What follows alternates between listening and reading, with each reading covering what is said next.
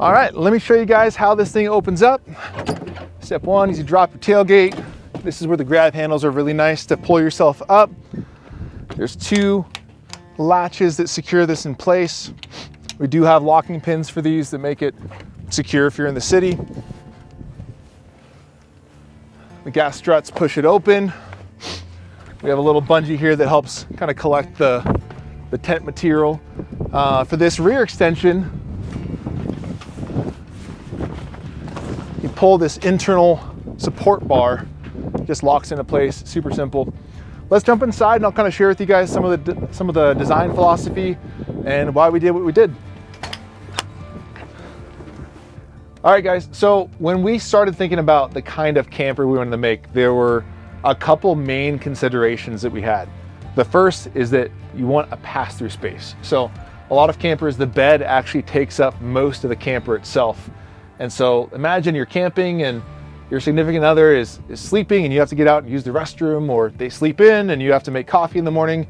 It's honestly a pain if you don't have room to be able to just cook or to do things or to get out of bed and change when they're up here. So that was number one, is I wanted enough, I'm a big guy, I wanted shoulder width to be able to turn sideways and make a meal if I had to.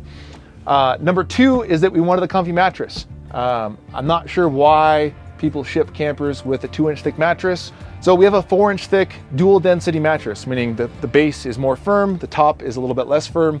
It's not memory foam, so it won't freeze. You guys saved my bacon on that one by letting me know not to do that. And the other aspect of the bed is that it actually pushes up out of the way. It's on gas struts. So it's a beautiful day today in February in Wenatchee, but if it was raining, I could close this whole thing up and I can actually stand all the way inside of there. So what we've done basically to be able to get the pass-through space is that we have about a 10-foot long camper. So there's an 80-inch long mattress in here, an additional 30 inches of pass-through space. And so that actually creates tons of headspace.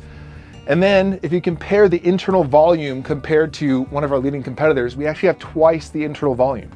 So it makes a huge difference when you're actually, like I talked about earlier, wherever you're at on the spectrum of what you want out of a camper, if you're going to be spending more time out of it, the internal space is a huge deal and something to consider.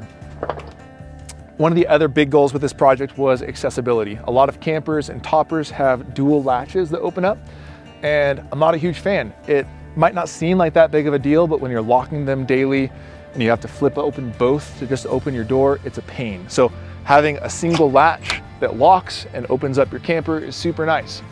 The other big thing here is that we didn't want any obstructions in the actual space where you can access your bed. We have an accessory here called the gear vault, which I'll go over in a little bit. But without this in here, you have no obstructions. So if you're loading up gear from the side of your truck, it's really easy to pull things in and out.